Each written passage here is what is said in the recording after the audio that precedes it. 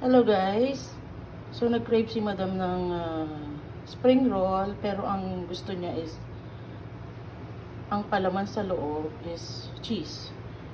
So I prepared na lebna at saka feta cheese kasi wala kaming cheddar cheese. So sasamahan ko lang siya ng bell pepper na green, bell pepper na red, at saka bell pepper na yellow. At lalagyan natin ng konting nana. Yan. So, sa isang bowl, pagsasamahin natin lahat ng ingredients. Yan guys. So, pagsamasamahin natin itong lebna.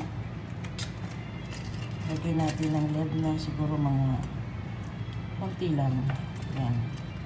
Sama-sama siya.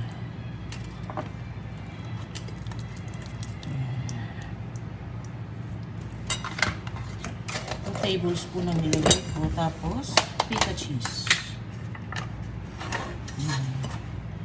So, 1/4 ng feta cheese. Kasi wala pa itong bawas.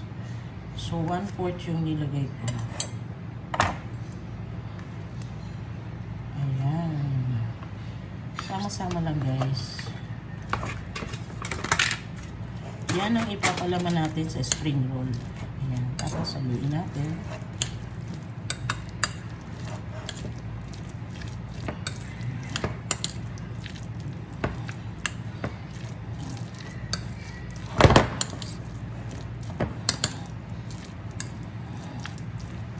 Tapos, lagyan natin ng konting naan.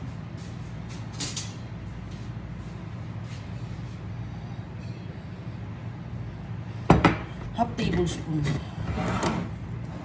ng nana. Ayan.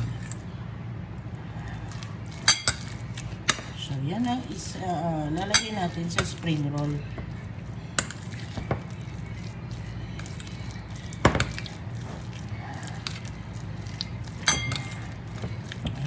Ready na. So, magbabalot na tayo.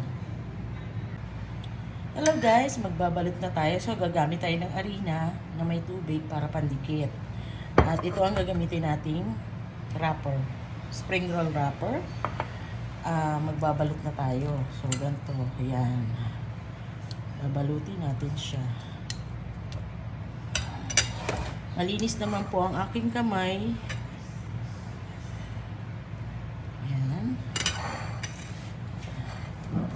Ganyan. Babalot natin siya. Ayan.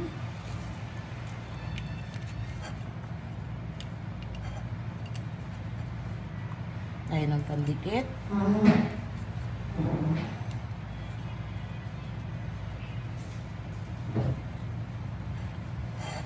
Ayan. Ganyan. Hi guys! Ayan, nakasgawa tayo ng 10 piraso.